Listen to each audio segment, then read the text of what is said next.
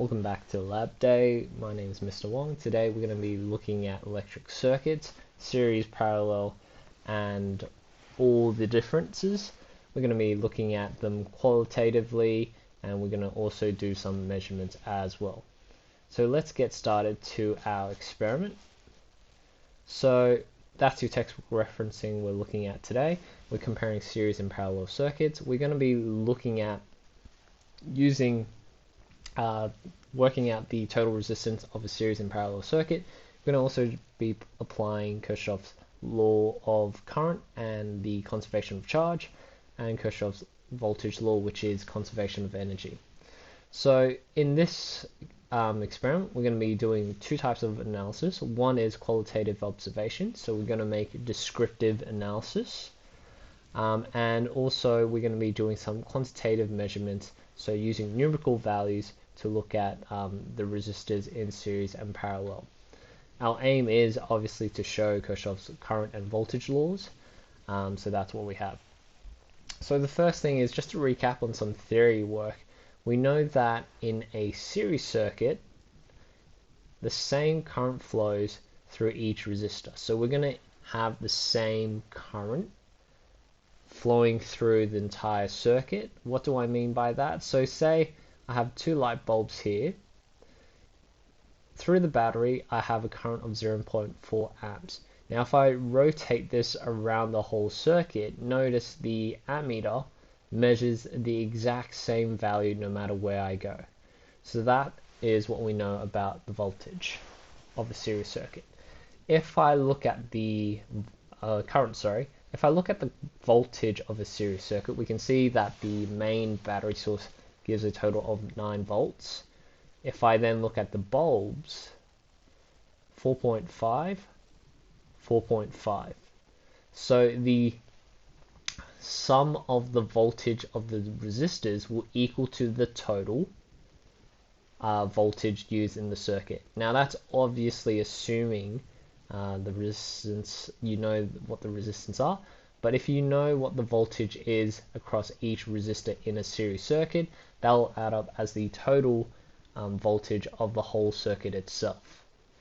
So let's also look at parallel circuits here. So in a parallel circuit, we have 1.8 amps as the main total. If we go to one of the resistors here, it's 0.9, so that's half the amount there. And we go to the other side, it's also 0.9 here. So these two circuits here, these two resistors, when their currents add up together, that will equal to the total current of the entire circuit. Okay, so keep that in mind. The next thing we have is the voltage. So over here, the voltage is 9 volts. Over here, it's also 9 volts. What about the battery? The whole circuit, also 9 volts. So if it's a parallel circuit, the total voltage of the circuit is equal to each component of the resistors that's parallel to it. So that's the distinction between a series circuit and a parallel circuit. Okay, so to do this experiment, you'll need to use the PhET simulator for electric circuits. This will be uploaded just down below, or you can just search up PhET circuit kit for DC, and then you can start away with the experiment. So the very first part you need to do is comparing series and parallel circuits. So we have 3 bulbs in series, you'll need to construct that, and we have 3 bulbs in parallel. Now if you're not really sure how to construct this, as you can see, the construction that I have here already shows you 2 parallel, 2 series bulbs. If you want to compare to the circuit diagram, you by all means can do so. Just go to this tab here, and it actually converts it into a circuit diagram for you. So it's quite nice and simple to observe. What you need to do is record the difference in brightness and any other observations that you might be able to see. Now obviously in a real circuit you wouldn't be able to see how fast the particles are moving, but thanks to the simulator we can. So if we do a quick comparison in terms of brightness and the flow of charge, we can see that in terms of brightness, the bulbs in series are a lot dimmer than the bulbs in parallel.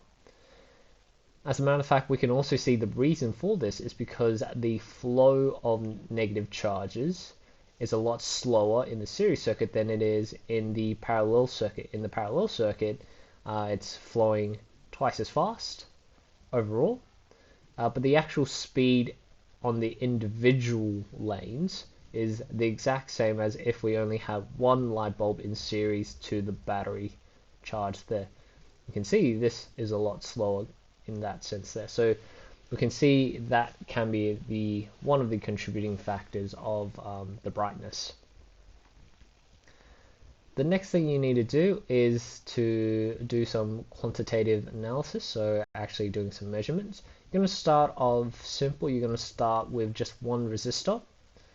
Although I have two, it doesn't really matter here. You're going to start off with one resistor, and you're going to try and measure the amount of current going through that resistor, and you're going to measure the voltage use going through that one individual resistor. When you've done that, you're going to put down what the total current is. So if it was just by itself, it would have been 0.9 amps. The total voltage going through that resistor was 9 amps or 9 volts there, and the total resistance was 10 ohms, which I can see because I can just click on the light bulb there.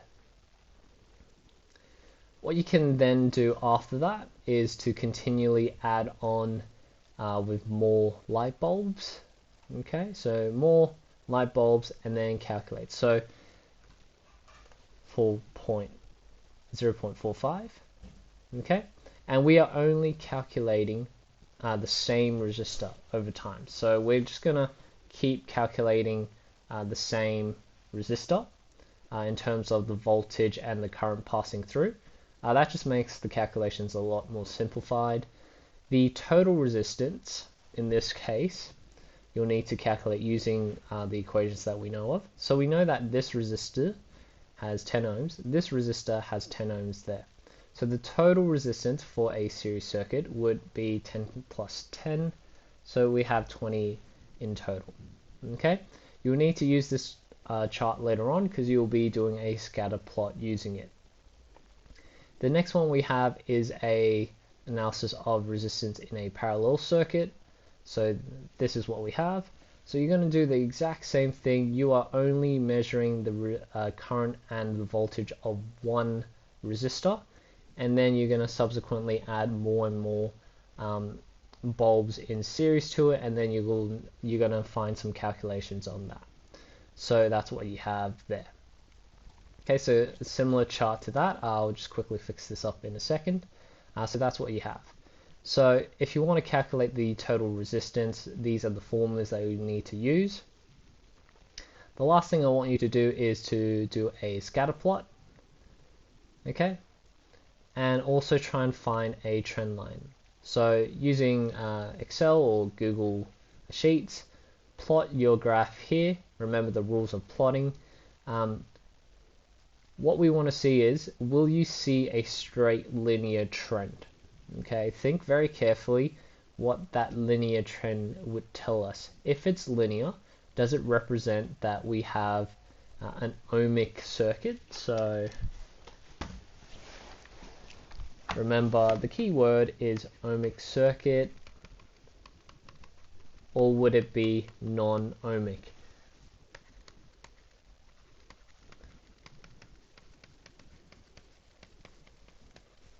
Okay, think very carefully. If we get this chart like that or this chart like that, that would represent one of the two. Think carefully which one would be which one. Okay, so what are you waiting for? Have a go at this experiment. See for yourself the qualitative and quantitative difference between a series and parallel circuit. Thank you for joining. This is a different format, but we're going to keep on going with some different types of lab day videos as well. So until next time, take care and stay safe.